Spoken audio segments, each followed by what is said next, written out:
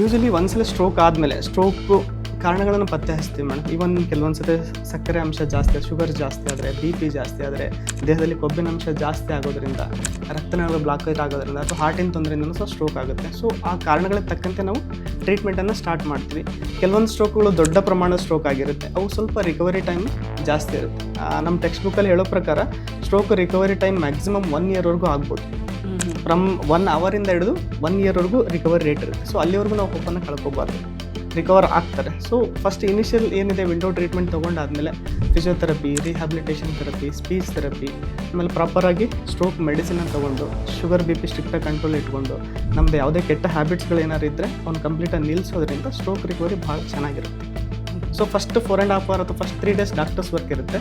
Next ಆಮೇಲೆ patient ಮತ್ತು patient family members work ಇರುತ್ತೆ. ಸೊ ಇಬ್ಬರು ಸೇರಿ ಮಾಡಿದ್ವಿ ಅಂತಂದರೆ ಪೇಷಂಟ್ ರಿಕವರಿ ಆಲ್ವೇಸ್ ಚೆನ್ನಾಗಿರುತ್ತೆ. ಸೊ ಒಟ್ಟಿನಲ್ಲಿ